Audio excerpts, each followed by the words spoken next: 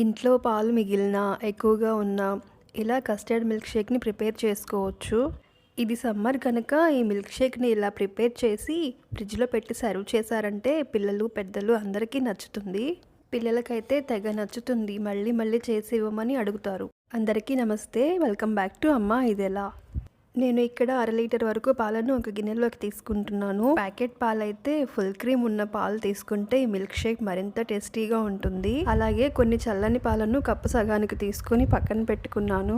ఇప్పుడు ఇందులోకి 3 టేబుల్ స్పూన్ల కస్టర్డ్ పౌడర్ వేసి ముద్దలుగా లేకుండా కలిపి ఇలా పక్కన ఉంచుకుందాం. ఇదిగోండి ఇలా. కస్టర్డ్ పౌడర్లో మీకు నచ్చిన ఏ ఫ్లేవర్ అయినా పర్వాలేదు. పాలను ఖచ్చితంగా 15 నిమిషాలు మరగనివ్వాలి. ఈ మరిగిన పాలల్లోకి 1.5 కప్పుతో పంచదారను తీసుకుంటున్నాను. పంచదారను వేశాక పాలను మరో 2-3 నిమిషాలు మరగనిద్దాం. ఈ పాలల్లోకి ఇప్పుడు పక్కనుంచిన కస్టర్డ్ పౌడర్ పాలను వేసి నెమ్మదిగా పోసుకుంటూ మీడియం ఫ్లేమ్ మీద గరిటెతో కలుపుకుంటూ ఉందాం. ఇలా కలపలేదంటే పాలు అడుగు నుంచి ముద్దలు కట్టేస్తాయి కస్టర్డ్ పౌడర్తో. మీడియం ఫ్లేమ్లోనే ఇలా కలుపుకుంటూ ఉండాలి. ఒక 2-3 నిమిషాల తర్వాత స్టవ్ ఆఫ్ చేసుకుందాం.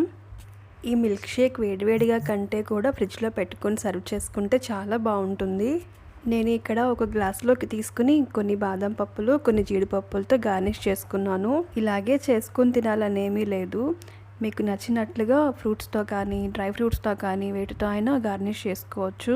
సమ్మర్ కనుక సబ్జా గింజలు, సేమియాలు కనుక వేసుకొని చేసుకున్నట్లయితే టేస్ట్ ఇంకా బాగుంటుంది.